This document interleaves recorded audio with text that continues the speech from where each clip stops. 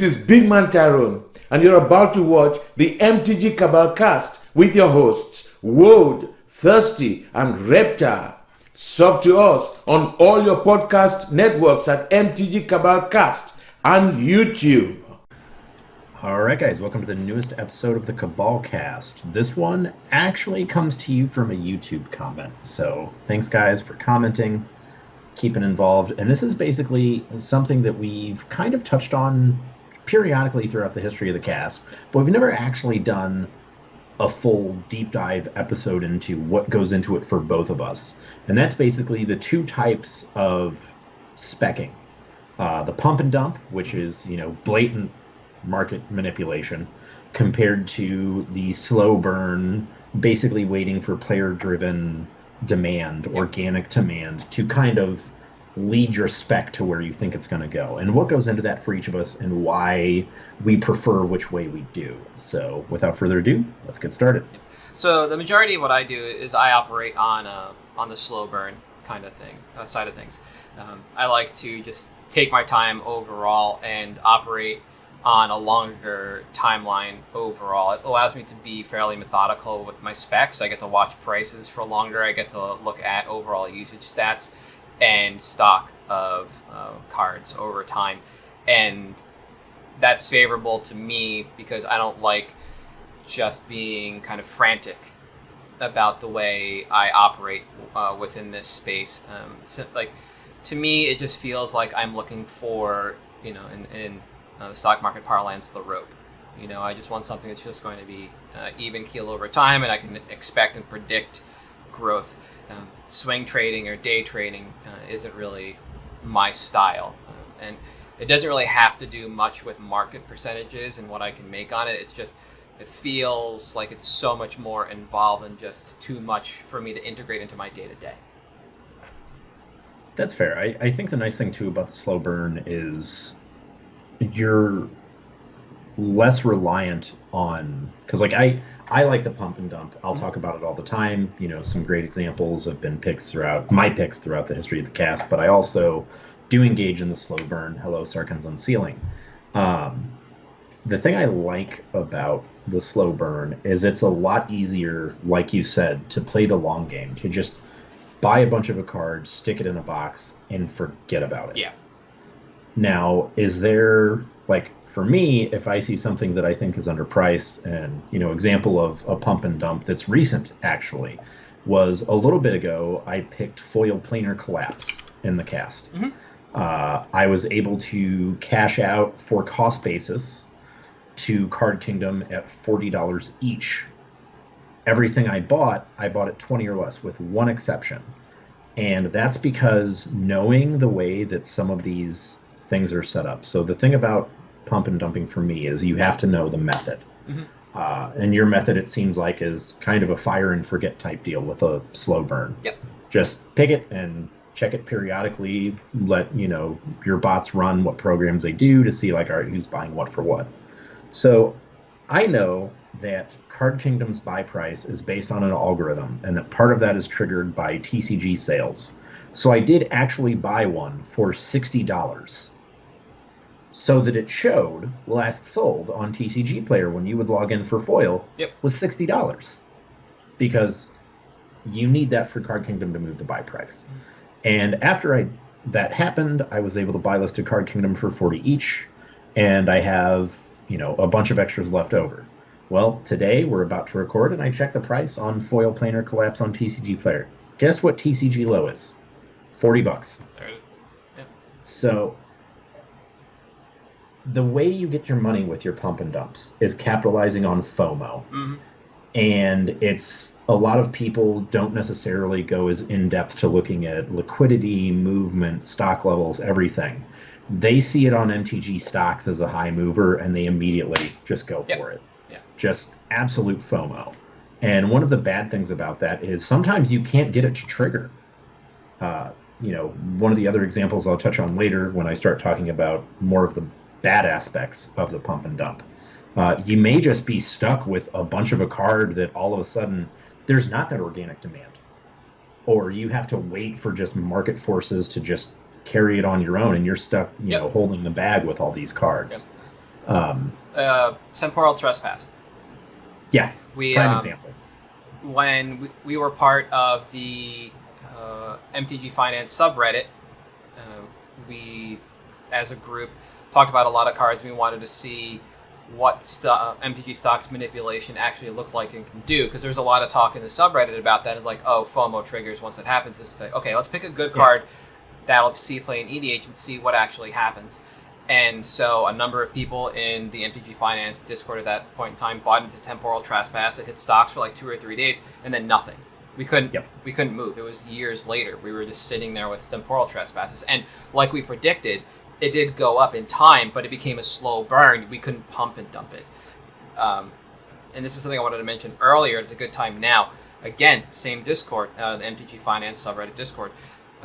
The Aether Revolt standard event that Star City held. It was the first release weekend. People were basically holding their breath on what was going to happen. And that was the event that Green-Black Constrictor broke out. So we targeted Walking Ballista and Rishkar Pima's Renegade and Glint Sleeve Siphoner. And we were able to buy in quantity Glint Sleeve Siphoners between bulk and 25 cents. And a week or two later, just out them into the open market to buy lots, etc. for profit. So that was a pump and dump based on market forces being tournament play. It's happened a couple of times. It was a lot more easy to predict with Pro Tours when we had those. But now that Star City is holding, or was holding, standard events on release weekends, right? They weren't doing pre-release. You can't do that. So release weekends, a lot of the market just kind of holds its breath to see what's going to happen. And if you operate quickly in that space, you can basically pump and dump day 2 specs back into the market on Monday or Tuesday. One of my favorite examples was one of the Star City Legacy events where High Tide won. And throughout the top 8, you could arbitrage from eBay to Star City and back. Yep. Just copies of Candelabra, because they went from like 300 to 1,200 over the course of the top 8 of that event. Like, it was wild. What when you do a slow burn, what's one of your biggest fears? Like, what's worst case scenario?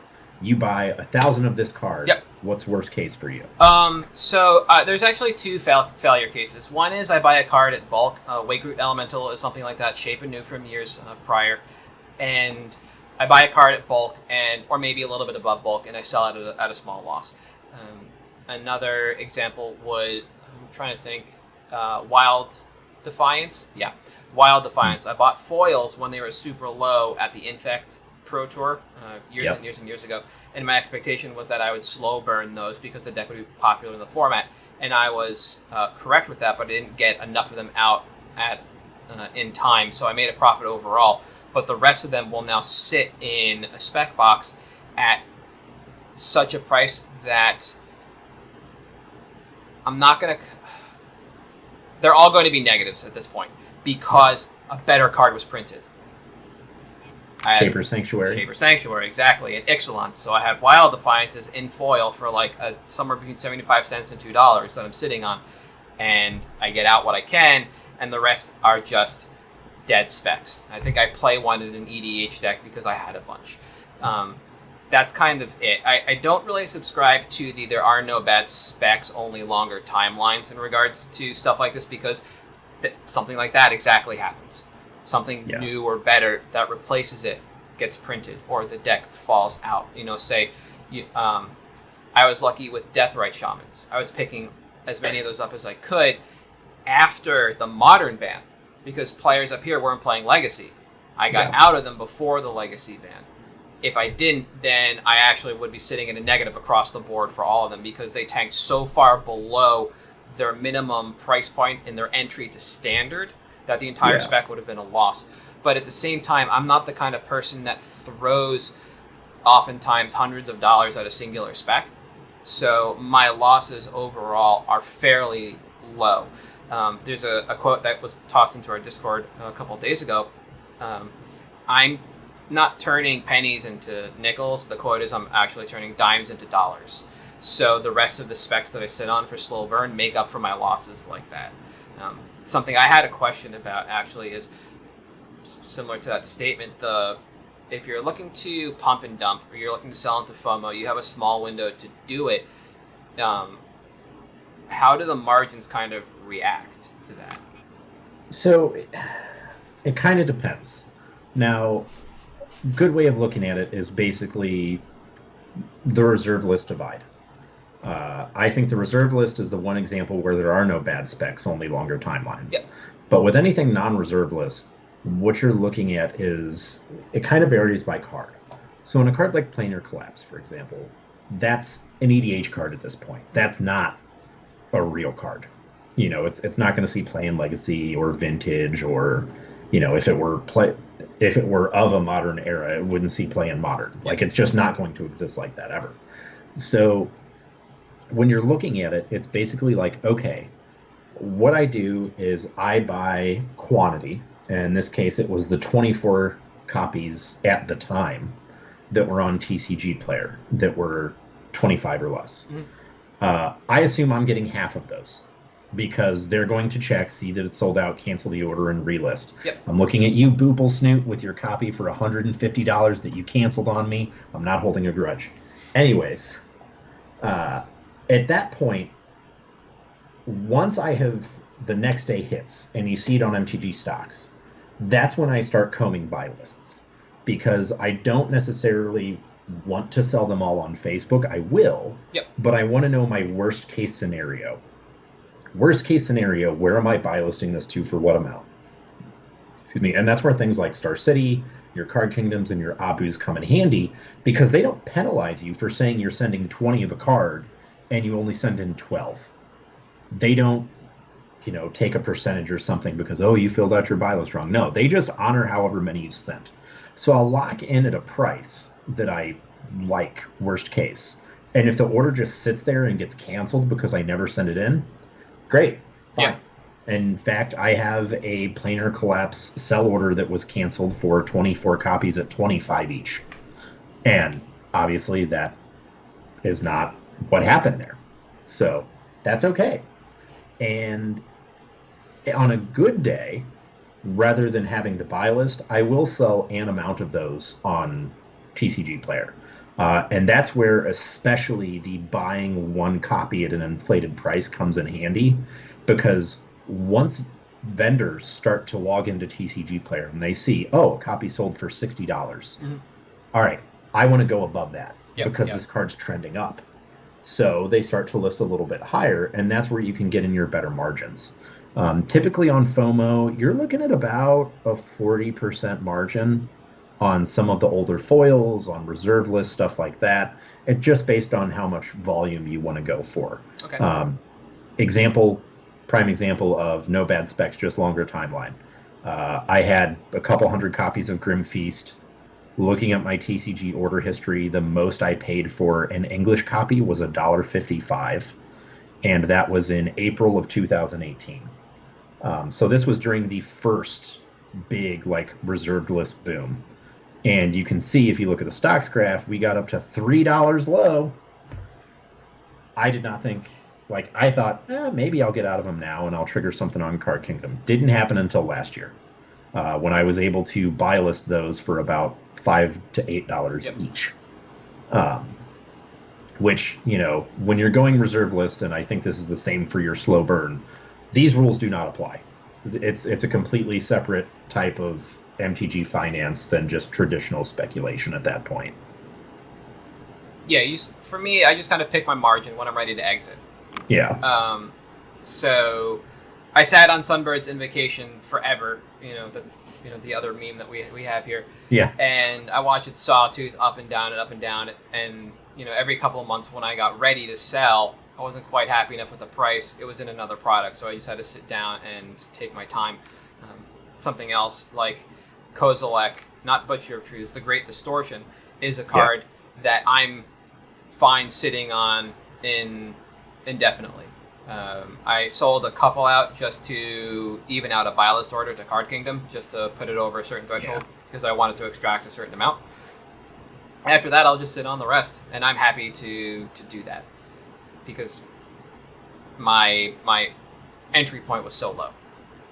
What's the margin you typically look for? What percentage, baseline? Yeah. I'm generally happy with this amount. It depends on the price, in all honesty, what my entry point was. I'm trying to think. I don't think I have a lot of specs that I've picked up for more than $4 to $5 at a time, and at that point, I'm fine looking for a like 40 to 50% margin on that. Yeah. So selling for $6 to $8 basically. I'm perfectly fine with anything that I bought in large quantity. So cycling back to Wake Root Elemental, Shape Anew, etc. Time. I can't even remember the blue-white Wrath from the new Return Supreme Wrath Verdict? set. Supreme Verdict? No, Time something or other from... Oh, Time Wipe. Yeah, that. Like, I bought an entire brick. I bought out the Gaming Co. on TCG Player one time. And so I've got 100 and some odd. I'll take... That was a bulk buy, right? So I bought all of those for, like, dirt.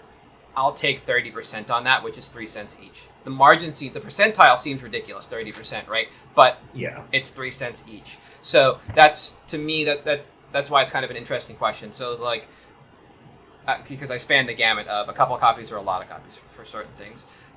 I try not to go too overboard with specs. I don't want a lot of bricks because they take up a lot of space, and oftentimes it's difficult to get out of everything at once. I still have some number of Sunbirds and Vocations. I gotta wait for ABU to reload their buy price. Yeah. And that's kind of a lesson learned, and it's an important lesson to learn to somebody who does this, where you're going to have to spread the love across multiple vendors, but if you buy bricks, it's going to be difficult to do that across multiple vendors, because these aren't cards that will sell at a very high velocity on TCG Player. You know, I'm not going to list my brick of Wake Root Elementals if it all of a sudden starts to climb and have them all out in a week. That's just not how it's going to work. So I'll take what looks to be a larger margin, but a smaller number overall on those cards, just to churn the space, just to reclaim some of the lost cost. So in reality, I'm kind of fine taking, like, I'd say 20% is my floor. Yeah. But that means different things depending on the spec overall. If I really believe in something and I've picked it up in quantity, and I'm going to keep cycling back to Kozilek in this conversation, nobody believed in that card. Nobody believes in Kozilek the Great Distortion. I don't know why. The card is fantastic. It reloads your grip back up to 7, and then you can just counter stuff. You play it as a general, you play it in the main. It doesn't matter. It's an amazing card overall. Every copy I found between $2 and $3 I bought. Yeah. Like, I didn't have a brick. I had, like, maybe upwards of 20, because they were actually kind of hard to find out in the wild. I was not buying them off TCG Player. I would buy them from cases as I was traveling around that year. That's a card I believed in, and I just wanted as many copies as I could vacuum up before hitting the open market. And I have... The sky's the limit. I want infinite on that card. Yeah. They have shown a great disdain for reprinting the Eldrazi in a previous form. They'll iterate. Yeah. We also know Kozilek and Ulamog are dead, so seeing a new Kozilek, kind of not in the cards, no pun intended, but we might get the Great Distortion as a reprint somewhere else down the road. But my margin is already like 750%, almost like 1,000% or something on my initial buy-in. To buy list, not even to the open market, just to buy list, right? And that's because I knew this card would pop, I knew it would be a slow burn, I knew it would be years down the road. I was fine dedicating the space to it, and I was fine waiting it out and just trying to make as much as I could. This is a card I'm fine maximizing my percentage on. And how does that compare for you? Because, like, my floor is 20%, but I typically go for 20% on my general stock. Yep. For specs, I'm fine depending on what it is. Similar to you, the cheaper it is, the higher percentage I want, because lower actual number, you know. I would have been fine doubling up on Grim Feasts. I just honestly forgot they were in a box and missed one of the price spikes. Mm-hmm. It happens. But how does that compare to, like, your general stock margin? Is 20% your floor there generally, or? So when I stock cases or I bring binders out, I price to the lowest. If the card is near mint, I'll price to the lowest LP on TCG Player, rounded down to the nearest dollar, and then, like, take 10% or something else off. Because if it's in my binders or in my backstock, I know I got it for trade, which means I'm already up on the deal, and I'm going to be taking cash for that, which means I'm going to be essentially reinvesting it back. So I'm fine, you know, giving the Facebook discount in person. You know, and Okay. I always have room to wiggle. It just makes it. I don't want to put somebody off from buying something from me, so I want to make it as appealing as possible because everybody's seen somebody pull out a phone, trading or add a case, etc. And if somebody looks up the card on TCG Player and like, oh, it's right here for less, I'll just buy it. I want that to happen. So I'm fine. I want to beat the market when I'm casting my net like that. That makes sense. I'm very much like, for me, I'm the same, especially in a case at an event, because look, unless it's a high-end foil or something that's like particularly hard to find, but like it's fetch lands. Yep. Sure, I'll give you the sick deal price, 10% off, low. Sure, absolutely, because odds are if that card is $10 TCG low, I paid $6 on it, 6 to 7 cash. If I paid cash, or probably 7 trade, whatever. You want to pay me $9 and I make a 50% margin if I paid $6, or a 20 to 30% margin if I paid $7. Yep, that's fine. I have no problem with that. And I think that's something that too is, different from specs, because for me, it's weird. If I have someone that all of a sudden comes up and says, I want a brick of Grim Feast, for some reason, I would think I would be less likely to do that on a slow burn. On a pump and dump, there have been times where I went into a show weekend knowing I just bought fat stacks of a card. Yep. That card is spiked this weekend, and I'm selling it for 60% of what TCG is because I had a bunch of them already, and I'm just trying to out them as quick as possible.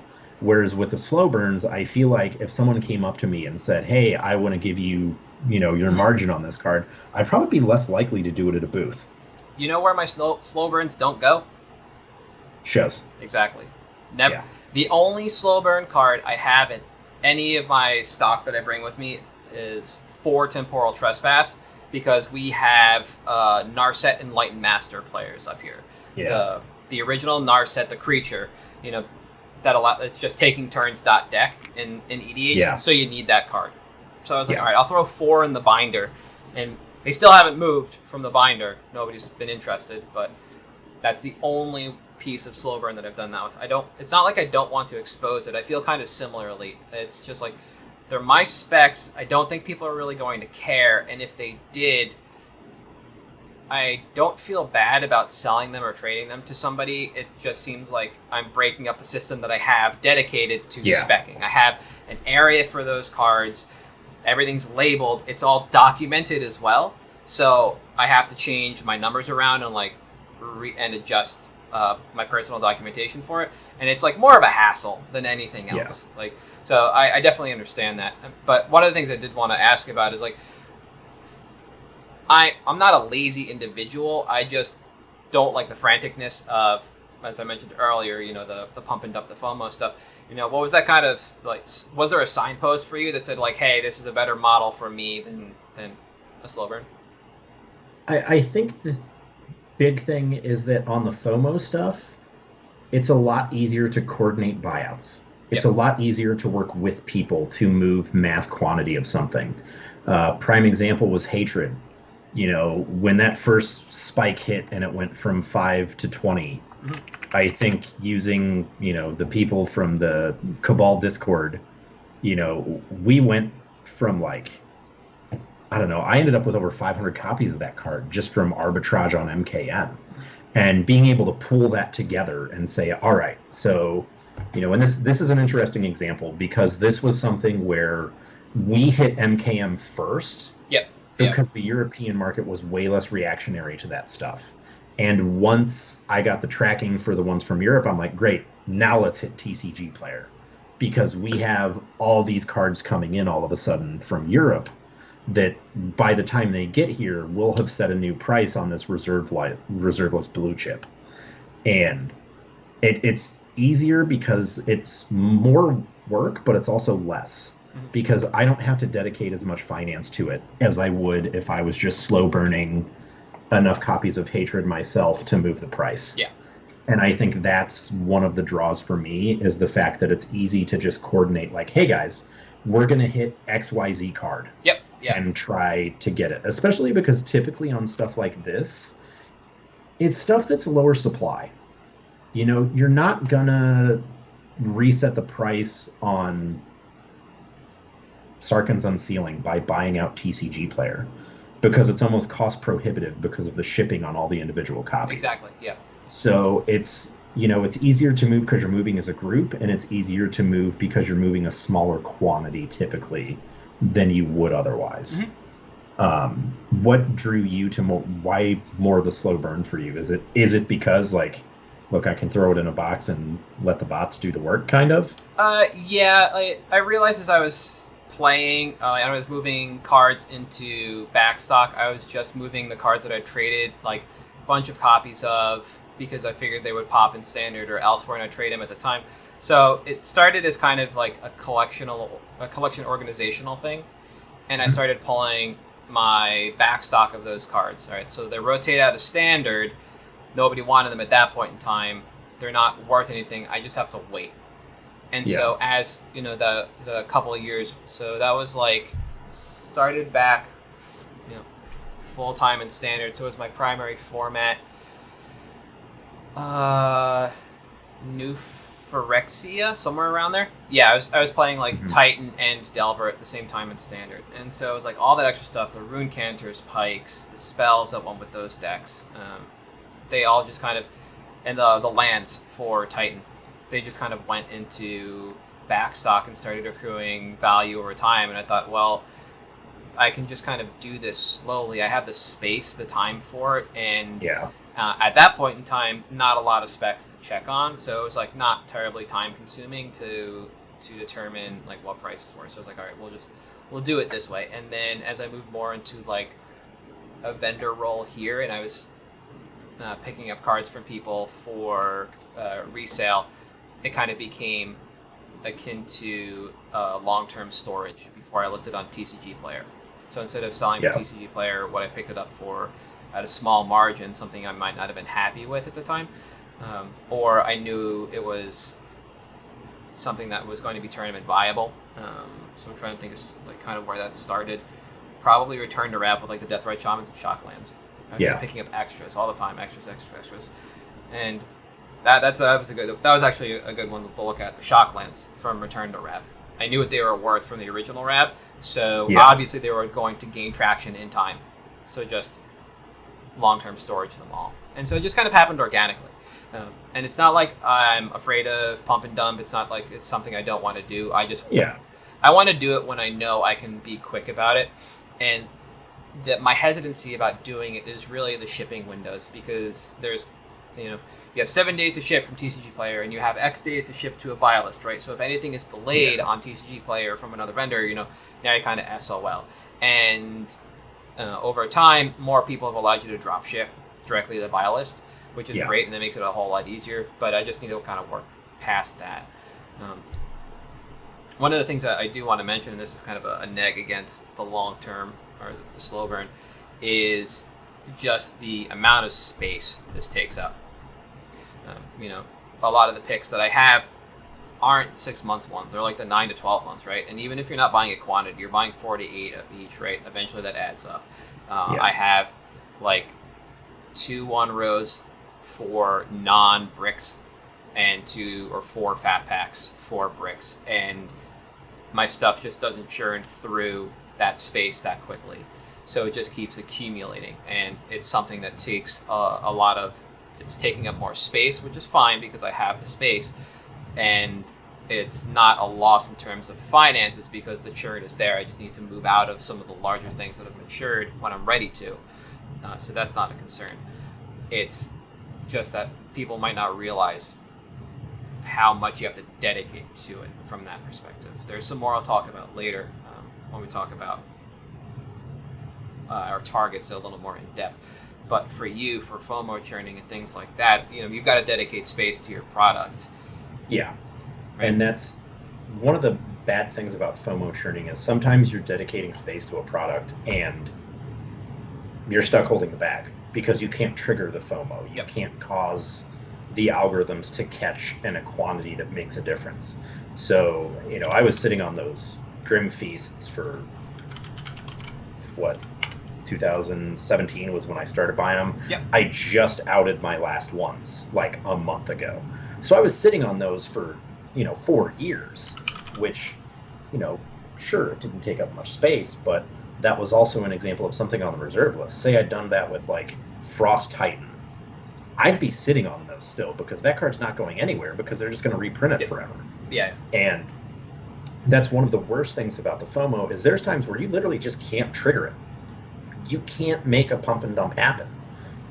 And it's especially difficult when there's not events. Yep.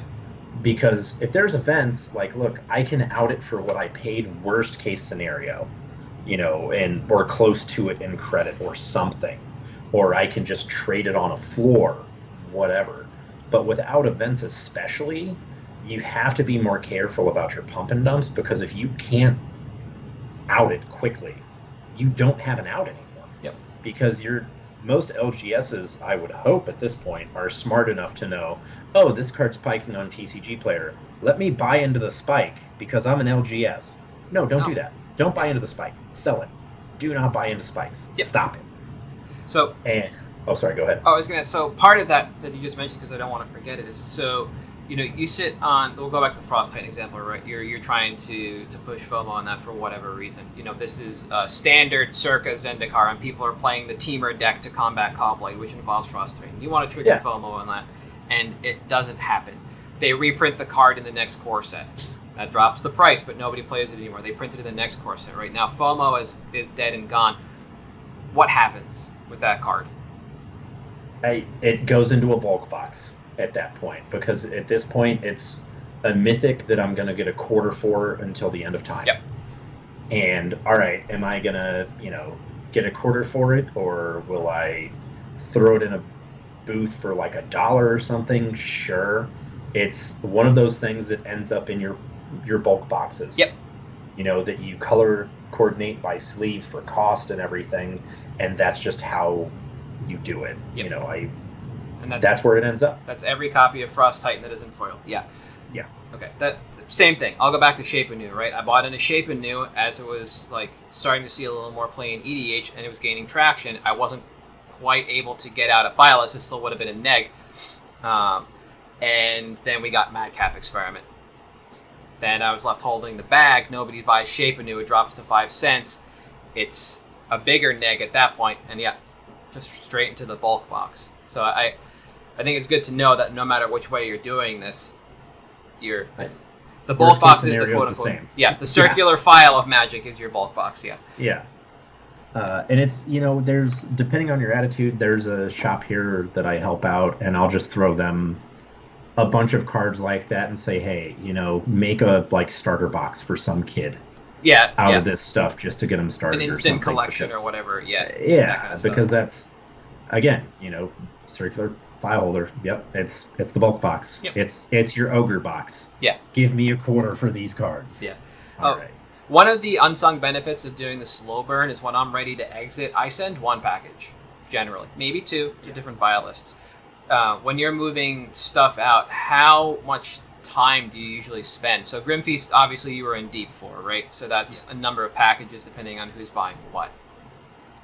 Yeah, so this is the thing. I try not to sell cards for less than $10. Yep. Because I don't think it's worth my time to package, ship, everything else. Because, all right, I'm selling a card for $10. Sure. Probably paid $6 on it. You got shipping, you got the time to pack, you got the label, the top loader, which at this point are probably worth more by ounce than gold, the team bag, and everything else. So at that point, I really don't want to ship it. It's smaller than a playset when I was outing Grimfeast for $4 to $8, which is why I tend to go the buy list route. Because even if I can't out all of them, I can out 10 to 20 at a time and feel good about that. Now, that said, say it was something like, I don't know, someone hit Hatred not too long ago and it went from 50 to 100. Yeah, I'll ship one Hatred for $80. Yep. Yeah. And in that case, no problem. But I typically just try not to sell, and that's one of the things with the reserve list penny stocks that I'm so fond of, like Emberwild the Caliph. I know that's never going anywhere until it's on a buy list. Yep. Because I'm just not going to sell a playset for $4 and have someone be like, that's ship tracked, right? No, man, it's PWE. And then they're going to add the 3%, and I'm going to have to refund them. But that's another discussion anyways. So follow up then, for something like Grim Feast, where you're looking at play sets because you're going through the open marketplace via Facebook, if you were doing something like TCG Player Direct, when you were ready to get rid of those Grim Feasts, let's say they opened up on the open market, would TCG Player Direct have been not a counter to, but another way to go for that?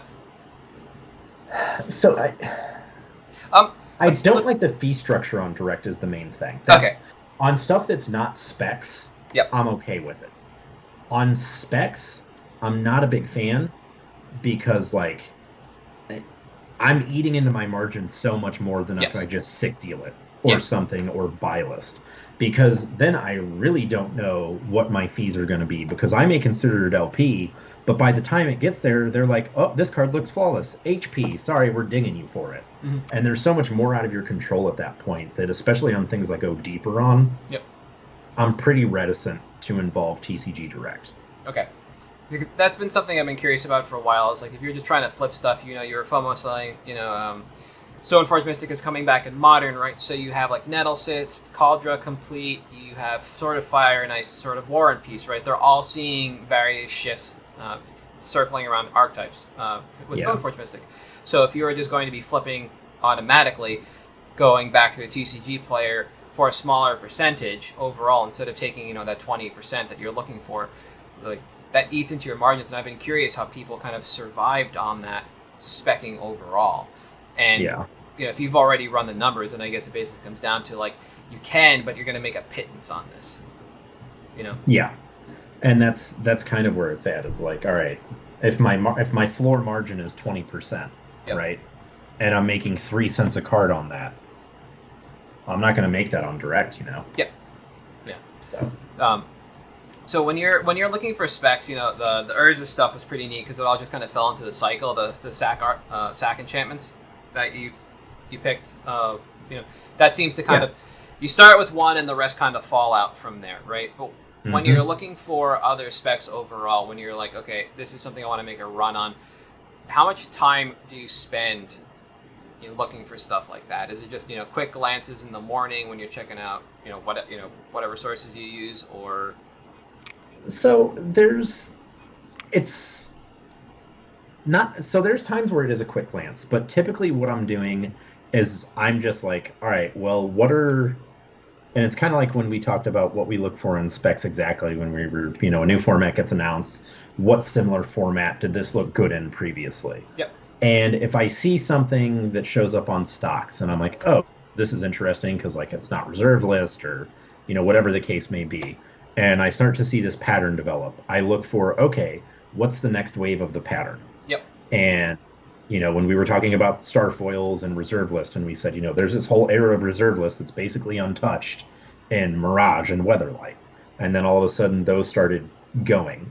So it's a little bit of a glance to get an idea. And then once I have the idea, that's when I start diving in deep. Okay. That's when I say, okay, now let's actually look at this and see what we can get into the minutia of, like, where we're going to get our margins. So when I saw the era of, the Mirage, Weatherlight, Visions type stuff, where obviously, your high-end reserve list stuff was already popped. Yep. Your LEDs were already a bunch. Mm-hmm. But you had Emberwild Caliph, you had Grim Feast, you had Purgatory, you had Bosium Strip. Just these things that weren't necessarily, like, well-known or well-off that, well, what's going to happen? And I'll touch on this with my pick later. We've said this stuff is cyclical. So, all right, if this is happening now, has it happened before? And what's similar that can happen in the future, and kind of gauge for that. Okay. So when I, hit on Impending Disaster first and then Brink of Madness and Planar Collapse, it was exactly that. It was, here's something that's happening. We're seeing these old Starfoils spike. What's the next one? Well, obviously, Second Chance is reserve list. It's the only one for some reason, so that's going to spike. But then we have all these other cards that, like, foil 7th, foil masks that are spiking. Well, where can we spike in Legacy then? And that's kind of where that came from. Okay. And when you do your slow burn picks, is it like, because some of them seem to be more towards EDH. So obviously there's a lot of, like, EDH rec, checking forums and content and stuff there. When it's for constructed, Is it just asking players for you, or how does that go? It's a little bit of both. So right now, I'm still trying to figure out what's going on in Modern. I did pick up a bunch of stuff last Friday after the bricks went up on TCG Player. Yeah. I actually have a little thing, like Dermo Taxi and some other odds. Like there's, you make a good point that a lot of it's EDH and it's constructed vial stuff. Dermo Taxi's in here for EDH. I went the deepest on. Good old Diamond Lion. Nettle Cyst is a spec. Yeah. Obsidian Charma is probably the one I'm highest on because Ponza can crush Tron, and that's the card to kind of do it, and then Tide Shapers. So aside from literally Dermo Taxi in the stack that I have right here, everything else is constructed viable, and I think it's because I consider these all tier 2 specs, and it was based on my understanding of Modern overall, and the power of some of the original cards in this, like Diamond Lion, right? Yeah. Nettle Cyst I'd seen in lists already in both Affinity and Hardened Scales, and Protos Stoneforge Mystic decks before they went for Cauldron Complete. So that's why I went there. It was also under $2, which seemed ridiculous for a card that was seeing kind of like ubiquitous play for a couple of days when Artifact decks ran it. And Charma is an absolute hedge that decks like Jund and Ponzo will come back. What I'm doing right now is I'm trying to figure out where the format's going. Is it going to be worthwhile speccing on Priest of the Fellrights, a card that I was kind of medium on before? In the long run, possibly, but I need people who actually pay attention to the format to tell me what's going on. MTG Decks gives you a selector now for the last week and the last 2 weeks, which is extremely important right now with Modern Horizons 2. So setting it to the last week gives me basically a fairly decent look at a settled Modern format. 2 weeks gives me a lot of fluctuation, and that's kind of what I will do there. I'll use for constructed. So step one, like I said, I'll check with players, people who are actually paying attention to the format and looking at the deck dumps, and then what's going on, like what are they seeing trend-wise, and what's coming up. Then I will hit MTG decks and MTG meta to kind of get an idea of, okay, these are the decks that are being played in the highest percentages. What's an aggregate deck list look like? And I'll go back and forth, and I'll choose from my specs from the aggregate list. I don't like one-ofs. I think it's ridiculous, except for in the case of Klothys, the green red god from Theros. The card is insane. Yeah, exactly. I watched that card win so many games of constructed that I just couldn't not pick that up for people who play Ponza, And I try and look for ubiquitous 4-ofs in the main. That's what I want. I want main deck cards, not sideboard. Diamond Lion, Charma, both going to be main deck cards if they go into their kind of respective archetypes. And the same for some of the handful of legacy specs that I've made or cards that I want to watch. I picked up a bunch of Divining Witches very early into the hype train after talking with a bunch of legacy players, getting information from them and looking at deck lists. Similarly, when Jarvis U rebuilt Food Chain to be a teamer deck using the Dominaria Squee as the exile card, I brought that up in Discord as well. So it's just paying attention to what's going on, some of the high-profile names in this space, and then taking a temperature of the format myself with MTG decks and MTG meta. That's kind of how I get to my constructed level specs. I will say the majority of the time, though, they just kind of crap out. I was looking back to patch out some stuff on the spreadsheet, and a number of my constructed picks just kind of fell by the wayside over the first year and change. So I think my method at that point in time was kind of whack. I think it's better now, but it's also part of the reason why in the last year I really like EDH specs over standard specs. It's very easy for me to miss a target on standard and modern because those formats shift so often. And unless it's something like Divining Witch or Squee, which were cheap cards for an already established format with players of those decks dedicated to them already, with possible EDH overlap, I didn't want to really move on to anything for Legacy overall. For the most part, looking back, you weren't really making constructed level calls outside of the Time Vault pick a couple of years ago based on an OS rule change. So I guess There was one last question I did want to ask, but I honestly forgot what it was because it was off the cuff in my list. I guess this is a good one. So, something on the RL starts to pop, or RL parallel, something that seems has a low print run, probably not likely to be reprinted, and people looking on Facebook, just start posting. Let's say with the Grim Feast spike, if you were not ready to sell to buy list yet, or make your own post on Facebook, but you see a bunch of those go by, are you ready to, at that point, either immediately try and fulfill requests or make your own post saying, hey, selling? If someone posts like an in search of post and they're like, hey, I need, 4 Grim Feasts or whatever, I may consider it. Okay. And I will typically only consider it after I've covered cost basis on the lot. So like these planar collapses, for example, I've still got, I think like 5 or 6 left, including a Japanese one.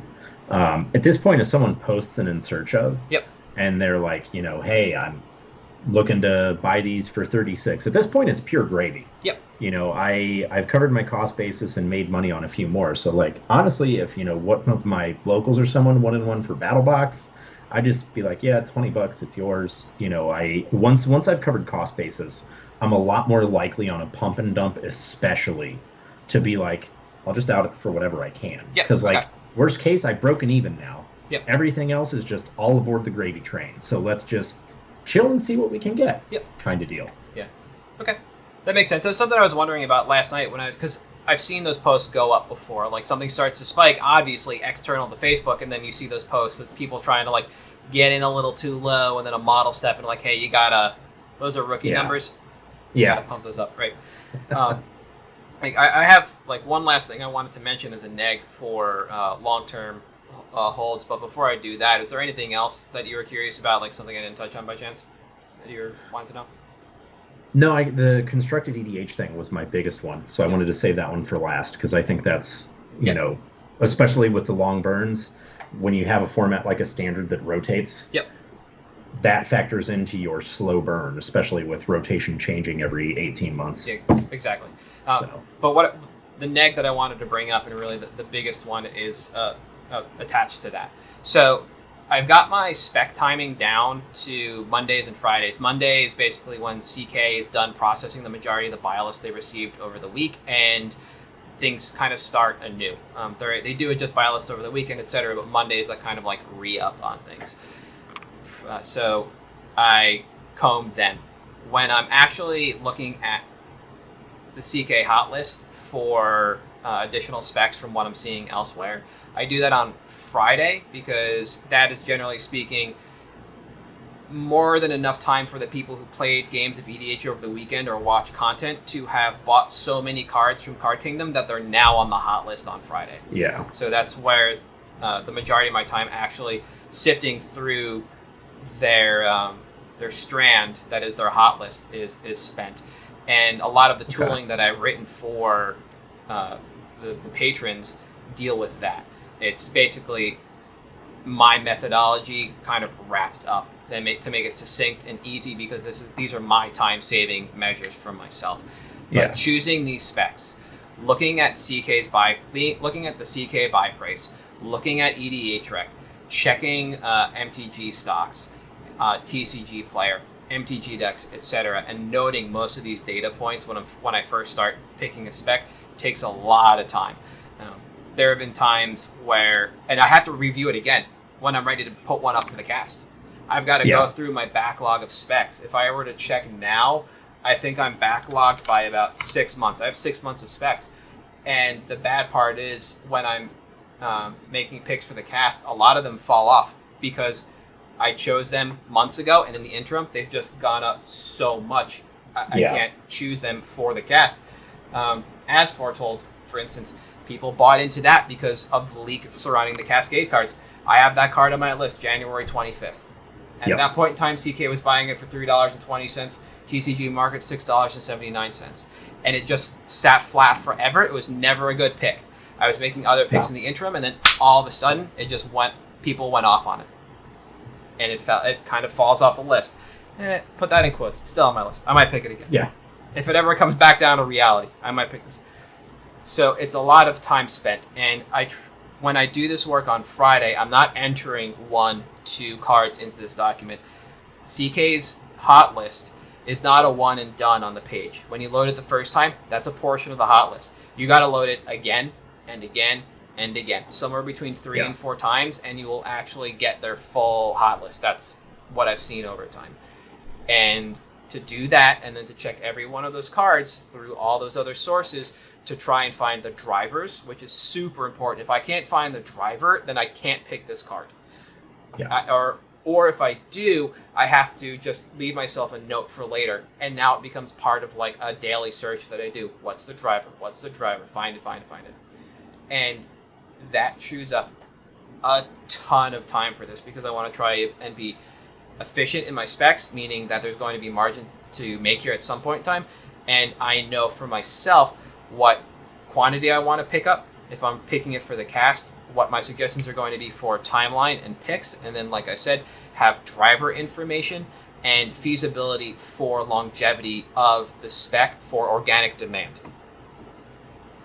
Yeah, and I think that's one of the most important things for people to realize when they are speccing on a card, be it pump and dump or otherwise, is, where is the demand, where is the driver for this card? And that's something we harp on constantly. Yeah. And that's, if you don't view content, talk to someone who does. Because, if you don't watch tournament results, talk to someone who does. Make sure you're utilizing the resources you have there, because a bad spec is an uneducated spec. You can get lucky still, but it's still a bad spec if it's uneducated and you don't know why you're speccing on the card. It can be so-and-so said I should spec on it. Okay, well, why? Why? What were their reasonings for why it's a good spec? And I think that's one of the most important things. Once you start working more and more with speculation, is understanding why you like the card you do. Yeah, no, absolutely. That's actually some of the more interesting conversations I have with people when they're like, yo, what about this? And I'm like, okay, well, let's sit down and talk about it. And some of the more interesting conversations I have is like, yo, what about Kataki War's Wages as spec? Affinity decks are coming up in Modern. I'm like, cool, Kataki War's Wages is a 2/1 for 2. Stony Silence is an enchantment for 2 that also hoses every artifact deck. Why would you ever pick the creature over the enchantment? What is your reason for this? Like, I don't know, looks good. Not good enough for me, because there's an alternative. I think it's better. And it's better, yeah. And that card is the reason why nobody plays Kataki anymore, so you really got to put your weight behind this one if you want to try and defend it. Yeah. I love those conversations, and they're often enlightening on both sides, and it's the same thing. It's like, what's the driver? Why? Tell me why. Why is this a spec? Educate me. Educate me as to why you think this is a good spec. And that's kind of a rule that we put forth in the MTG Finance Discord way back in the day. It was like, if you want to do one of these runs, right? If you want to convince every one of these Reddit members that jumped into this Discord to join your buyout or your spec, defend your spec. Nobody wanted to be there just to dunk on somebody over specs. It was just like, okay, everybody's free to have ideas and everybody's free to discuss them, but pretend this is your doctoral thesis and defend it. Tell us why this is a good idea. Yeah, exactly. And there were times where we had buyouts that we thought were a good idea, and after discussing it, we were like, yeah, no, you're right. Oh, sorry, bad idea. Yeah, my bad. And then there were times where we went after them. Excavations, right? Sol Devi. That was the best bad idea ever. Was that a drunken or was that an actual? That was one of Wode's drunken buyouts. Yes. Yeah. If anybody listening to this was part of the MTG Finance subreddit 4 or 5 years ago and wasn't part of that Discord, you missed a number of drunken buyouts that were hilarious. Yeah. Just people too drunk that were like, let's buy out a card, and then people are still trying to recover financially from these drunken buyouts. It's amazing. That's pretty great. Okay, so before we go into picks, next for you on the FOMO stuff, anything? Yeah, so one of the biggest negs, aside from just holding the bag, is that, when it's not reserved list, and this has been something that's been really bad recently, new product is coming out so frequently now that you better hope and pray you get out right away. Because it's not just that the bulk bin is the worst case scenario. It can be something that goes from $20 to bulk overnight because it doesn't get reprinted. They just print something that's way better because everything is so pushed. So one of the things you have to worry about is something that you have, as is the case with most of the pump and dump stuff. You don't really have any control over this. It's up to people in the marketplace. Is you have to be concerned about Wizards of the Coast and their product releases. Yep. Because they can all of a sudden drop a secret lair that's all 5 Praetors for $30. And you may have been trying to spike Sheoldred, for example, or Judge Promo Elishnorn. Card's worthless now. Because, in the week it took for the copies to get to you from wherever, all of a sudden it's been printed now. So it's something that you touched on earlier is, you better hope and pray that there isn't a delay with shipping or something like that, because there is so much more that is just completely out of your control, because timing is so much more important in your pump and dumps, in your FOMO buyouts, because you have a very small margin for error in terms of time, and none of that margin of error is in your control. And that's one of the most terrifying parts of it, because there's a lot more risk associated with that than there is with some of the, natural organic demand speculation. And there have been plenty of times where, I've caught holding the bag on a card, and here we are, Sarkhan's unsealing, and it's just not going to happen. And you have to be okay with, prime example, when we hit Pendrell Mists, there was a delay for the second shipment coming over from Europe. So when the card initially spiked to, I think it was $30, the copies that I had coming from Europe were the equivalent of $5. Okay. By the time they got here, Pendrell Mists had become a $4 card. All of a sudden, I'm underwater by $1 on 100 plus copies of this card. And that's not okay, because, I could have buy listed them for twice what I paid had they gotten there a week earlier. And that's the frustrating thing, because it happens and there's nothing you can do about it. Got it. It makes sense, yeah. All right. Are you good for picks? Let's do it. All right. I'll go first. Mine's big and swingy. Sweet. All right. So this week I picked Quicksilver Amulet. It is not the cheapest of my picks right now, but it is always on the rise. And I'm looking at the Urza's Legacy version of this. Lower quantity, despite the fact this has been reprinted in a core set. It still has the original frame compared to all other new printings, and the art is just fucking hilarious. It's so good. Yeah. Quicksilver Amulet. This card, there's not a lot to say about it, and I'm going to say this once again as I read through my notes. This is a quote from the Robert Downey Jr. Sherlock Holmes. It's so overt, it's covert. It takes 8 mana to put, whatever fatty you want through this thing. You just slam jam Emrakul through Quicksilver Amulet. Cool. It's very difficult to express anything more about what this card does than really reading the card. You just pay 4, choose a creature card in your hand, and put it on the battlefield. End of sentence. End of review. That's it. That's all this card does, okay? So, where does this go? This is in Chungus the deck, right? It's not a card for those that want to play the biggest creatures possible to beat their opponents with a card for the players who want to play the biggest creatures possible to beat their opponents with Stream of Haymakers, but also for people that want to drop synergistic or powerful creatures early as an alternative in case they don't hit all the ramp. So Crater Huff, Avenger of Zendikar come to mind for that second strategy, but at the same time, Avenger of Zendikar is also good for the other methodology. And I'll bring up some of the generals because it's kind of interesting. So here's EDH Rec, and you see you've got Mile up the top, which is awesome. You got Karthus Tyrant of Jund down there, and you see pretty quickly that for the generals that are playing this card, a lot of them aren't green, so you don't have that ramp. So that's part of the alternative to it. Mile and some of the other green generals like Karthus do require a lot of ramp because they're playing a lot of large mana value things that aren't creatures, so you can't just shove them through, right? Format, as far as format information goes, aside from this being the Aether Vial for chonky boys, making it possible to play battlecruiser threats, this is just fatty boom booms on the cheap. It just saves you mana over time. It's Elvish Piper as an artifact. It's just awesome. Timeline for this, it's kind of it's really interesting because this is more for people that want to play Battle Cruiser Commander, and the more people that want to do that, the more popular this card becomes. So we looked at the generals, and you see like it's colorless and blue are up there, and I'm going to discount Volrath, who's up there for the time being, because you have Urborg, you have Cabal Coffers, and you have the one from Corset, Cabal whatever, which is Cabal Coffers for only basics, right? You have ways in mono black to just super ramp. So, like, it's really interesting where this goes, and kind of makes the timeline a little wonky. So the last price increase we saw was kind of an untenable slope, and I'll bring it up again just so we can see. Got to bring this graph back in a little bit, right? And it spikes from 6 to almost $8, and it's the slope that's untenable, not the price. I want to point that out. The slope was untenable, not the price.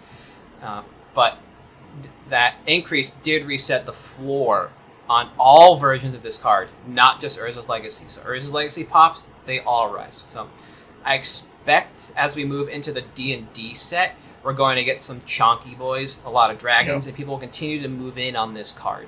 So buying in now below $10 should yield results to buy list in about 9 months based on my expectation of a much cooler slope. But if you're to resell into the open market or trade this, you should see profit much earlier. I think this is definitely a great trade fodder. And in all honesty, that's probably my out. I would buy in now, cook this a little bit, and then bring it back out when we're able to play in person. So the reprint equity on this is pretty low for standard, as Quicksilver Amulet is tied to Dominaria. Quicksilver is a Dominarian thing. So we did see it in core set in M12, so kind of whatever. We could see this come back in a Mirrodin return set, but I don't even think we'd do that again. Not 100%. So this does make sense in a commander deck or a supplemental draft set where they want to just ramp into Chungus, or Chungai if that's the plural, Chungus is. But limited quantity won't really impact the price too much because these cards just get soaked up into the ecosystem. We go back to Rec and we see the generals that are up there. These are fairly popular generals. Now we have a feedback loop. And this is, I think, a perfectly fine card to actually buy into the idea of the feedback loop on, because this is a high-profile card in these decks. It allows you to do big, dumb things because you're just playing big, dumb things. Casuals drive the market, and this fits into that bucket, as well as like the casual competitive bucket of people that just want to play decks like Karthus. And you have 7 lands on board, while you can ramp with some of them and shove a dragon through a Quicksilver Amulet with the others, right? That's how this plays in those kinds of decks. It allows you to get ahead a little bit. And so I expect this to, like I keep saying, continue up with a different slope. So 9 months out is where buy list profit is. But I think the call out of trade fodder here is really important.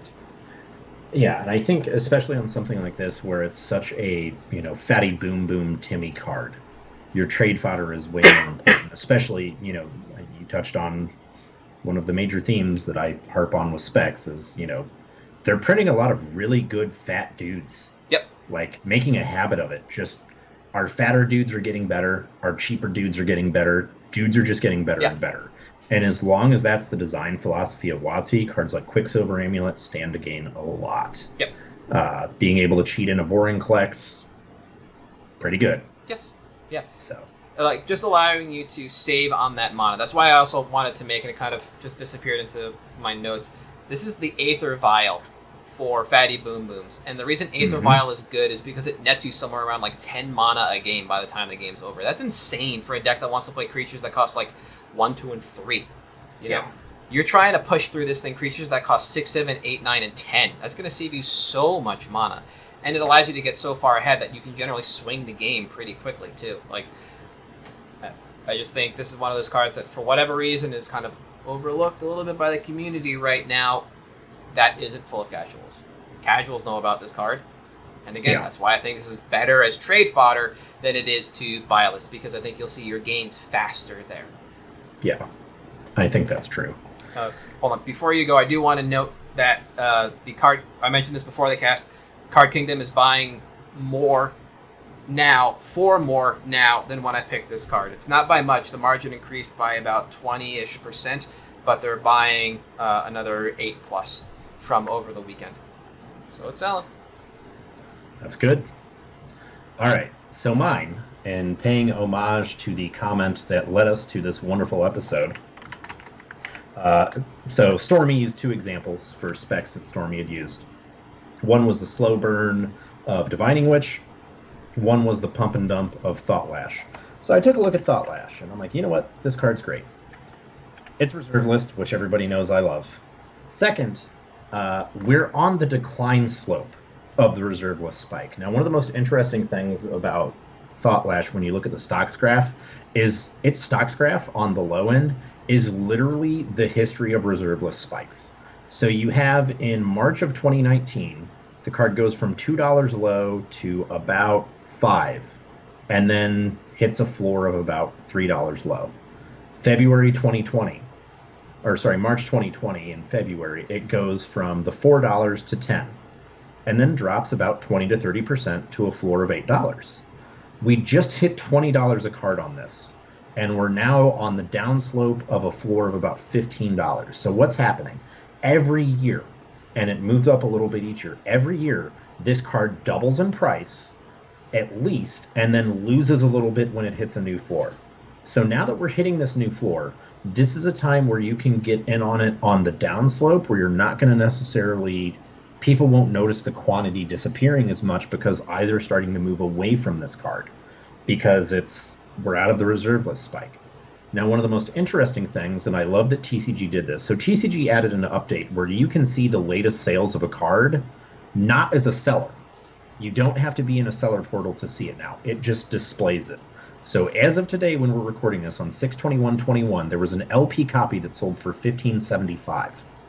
That is 25 cents less than Card Kingdom is paying cash on this card right now. You are able to immediately arbitrage about 15 copies for cash to credit and profit right now on Card Kingdom. So this touches both the pump and dump, because you can immediately arbitrage to a buy list for profit, Yep.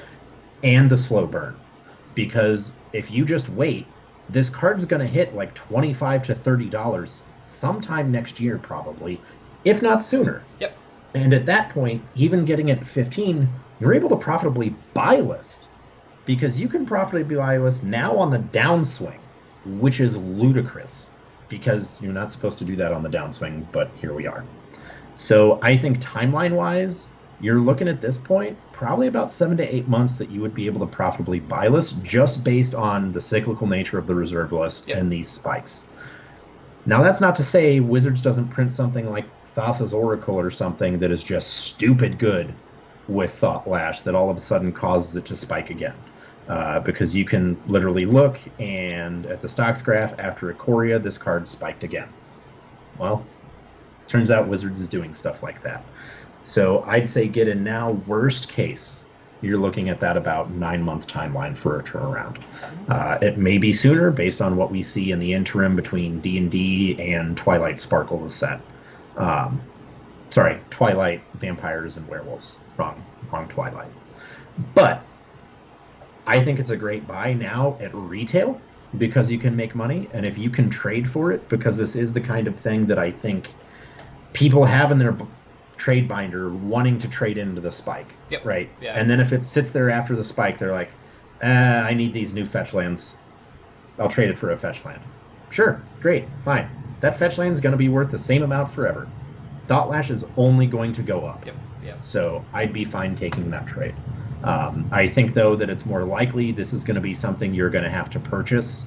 You're not going to be as able to just go out and scoop them up in trades. Yeah. But it's definitely worth looking at the very least. Yeah, we're past the point in time where weird Alliance and Ice Age cards were in people's binders and just there because they were old and, they happened to stumble upon them somewhere. Yeah. Agreed. I think the only question I have about this card is, what your position would want to be. How deep would you want to go with something like Thought Lash, right? We had Lab Maniac beforehand, and that didn't budge this card. And then we get Thassa's Oracle, and it's like, okay, now in mono blue, you have a very easy and repeatable, I'll put that in quotes because there's 2 options, way to just win the game off Thought Lash, it becomes a 2-card combo. I doubt we're going to get a third card, but like you said, the opportunity exists. Who knows? Yeah. So I think on this, I'd be looking at no more than about 10 to 15 copies probably. And that's mostly because once you get into the like, you know, if we're paying 15, 16 bucks a piece on this, at that point I can get a dual land. Yep. And would I rather have a dual or would I rather have a stack of the spec? I'd probably rather have the dual. Okay. So yeah, but between 10 to 15 is as deep as I'd want to go. I don't know that I'd want to go to like 100 plus copies at this price point. Absolutely would have gone at 100 plus copies when it was $5. Yeah. But once we're at the 10 to 15 point, that's kind of the break for where I'm willing to go super deep all in on something like this. That makes sense. Yeah. Otherwise, yeah, I think it's solid. It's like, it's still an attainable reserve list card. It's a 2-card combo, like I mentioned. That makes it pretty pretty appealing to casual players, you know, EDH players, you know, etc. Overall, you know, a fair pick to just squirrel away if you've got a reserve list box. Absolutely. Yeah. Anything else for this week? No, I think that's it. All right, awesome. So that is going to be it for this week. We will be back next week. We are at MtG Cabalcast on Twitter, Facebook, Patreon, and YouTube. If you would like to listen to the podcast instead of watch the video, you can find that on Stitcher, Spotify, Audible, Apple Podcasts, Google Podcasts. If you want